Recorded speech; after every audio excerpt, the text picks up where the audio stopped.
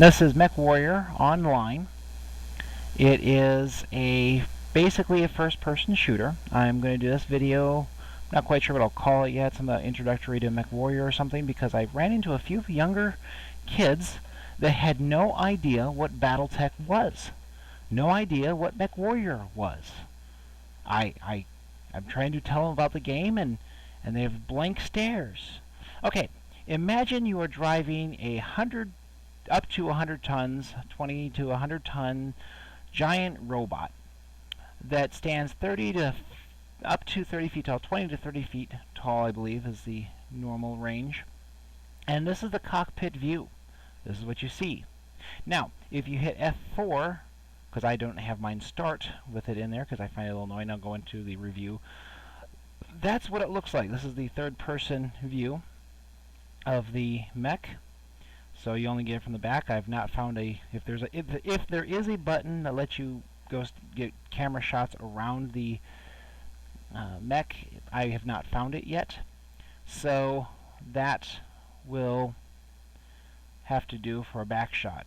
This is a Victor. I think it's a 9K version or 9, whatever that one was. It's currently one of the trial mechs. The game gives you 4 different trial mechs. These are mechs you can test out and see how they play. One in the light, medium, heavy, and assault classes, and it does change from time to time. So you get this, and if you hit F4, it takes you back into the cockpit.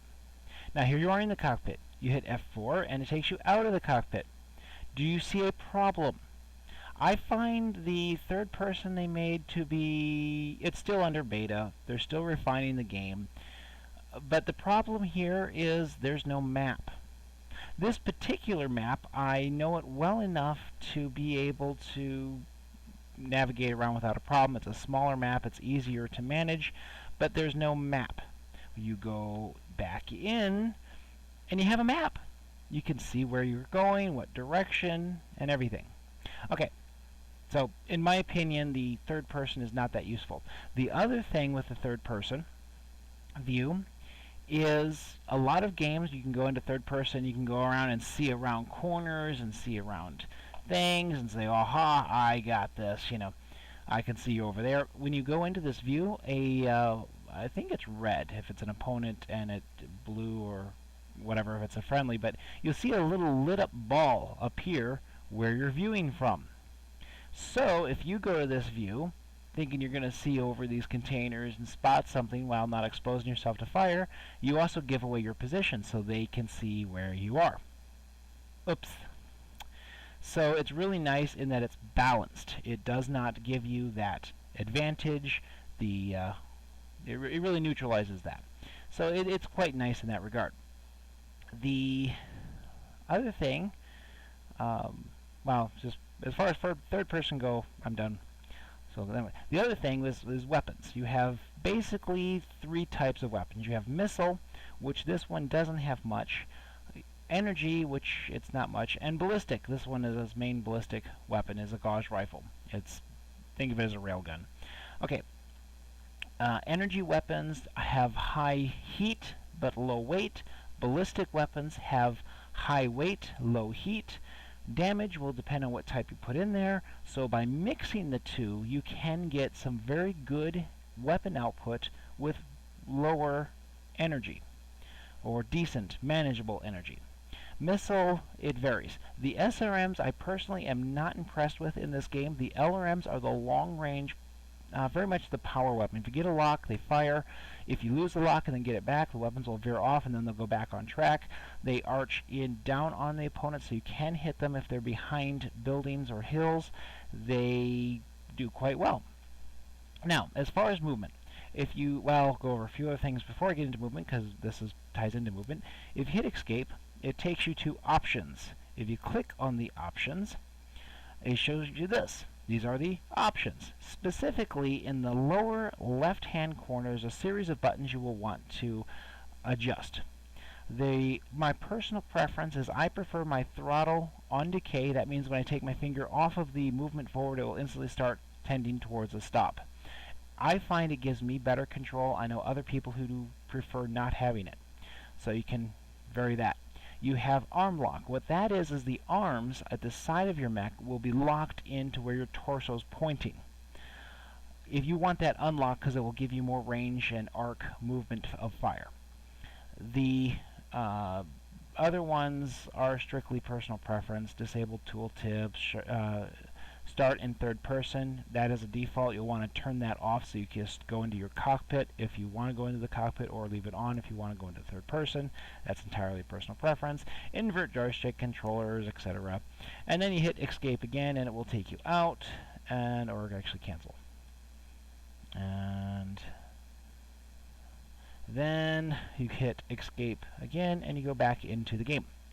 Now, you move forward just like any other game, and you move around.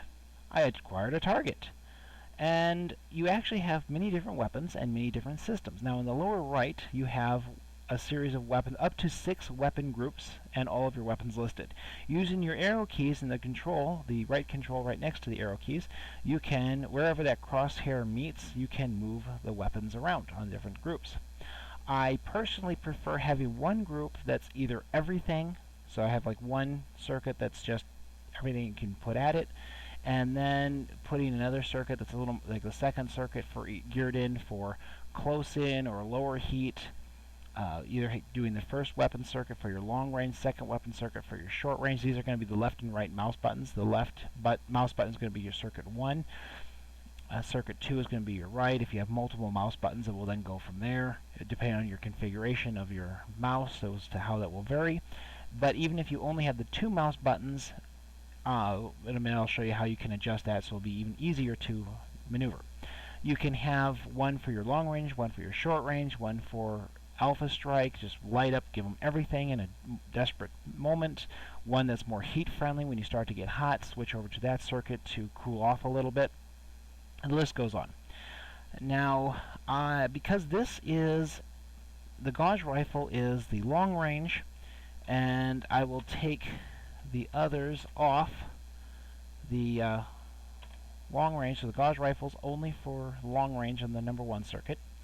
The number 2, I'm going to have everything because that's short range and moment of desperation. If you want, you can create other circuits. What's interesting is whatever the vertical column lights up will enable on the left mouse button.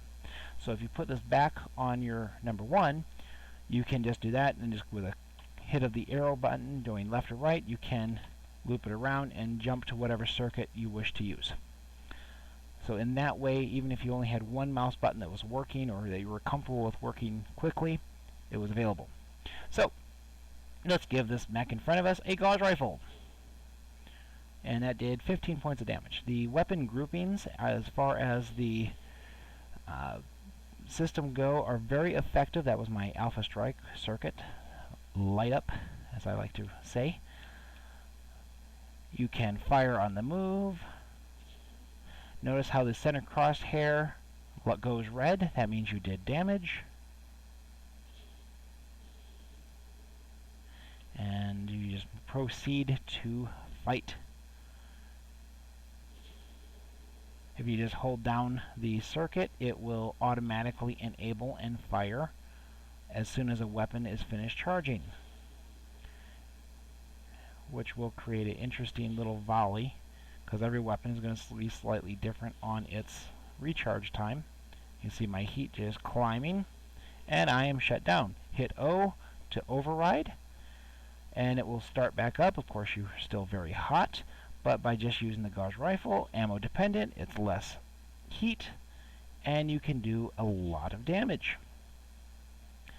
And just have to wait for that weapon to recharge. There is a drawback to ammo dependent weapons. You have ammo dependent, and if they are running out of ammo, you don't have that weapon anymore.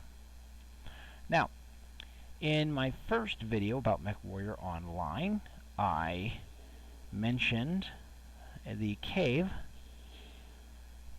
It's a big old Atlas. That is the largest mech in the game, and very thick armor in the front. But you go back, center torso, that did some massive damage. In fact, that went internal. And that hurt him even more. 3 volleys and the mighty Atlas falls. I probably would have run out of ammo trying to dig through his front armor. At any rate, from the one base, you have this little canyon here. Coming up on the left here will be the circle rocks. I call it the hole in the wall. You can get up there and cross over if you have jump jets, and you can maneuver around. But coming from the base, I'm not sure if there's really a north or south orientation. If you hit B, or no, okay, in practice mode it disables the map. That's right. Don't ask me why, but it doesn't do the map. Alright, you come through the base here, the hole in the wall. To the right there is the cave. And in the other video I cut out passing through it because it can take a little bit long. I didn't want the video to go too long. Now you have this dripping from the ceiling, which is quite effective. What's funny is there's a bug. Now it seems appropriate, since you have a waterfall over here, for there to be water dripping from the ceiling, but there actually is a bug. Well, I shouldn't say bug. They've not really programmed it out, and I don't know if they're able to. Not being a programmer, I don't know. But when it snows on the map, it will snow inside the cave. That I find amusing. You come out, if you don't know the cave is here, it might be hard to find because the openings are kind of out of the way. They're a little hard to see, kind of a little ammo depot for the other base. And you turn, and there's the cave. But if you come from over here, which is the entrance to this little clearing, a little canyon entrance, and you turn back towards the cave, you can't see it. You would not know it's there. I've found people go in phases. Players go in phases. Some, they will come in and use it all the time, and leaving the opening, the open side with the water alone. And other times, and then it will get to be a fad and everyone will do that. And then, oh, I'm out of gauze ammo. That's why it's not firing. Sad. If you do design a mech, make sure you give yourself plenty of ammo. This is a loner mech, so I have to go with the standard stuff, what they give me, and I have to put up with the ammo deficiencies. Especially if you make yourself ammo, all your weapons are ammo to get rid of heat. And I know a few designs that are really nice in that regard, can be very powerful. But if you run out of ammo, you are defenseless because they do not have physical attacks yet in this game. It will not let you ram, it will not let you kick, bite.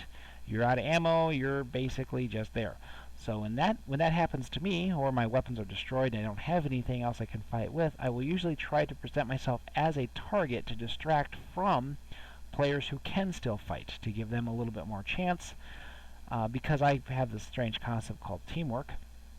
Don't ask me why, but I think we should work together as a team. I've wanted to make a video for quite some time about gaming in general and what the concept of teamwork is,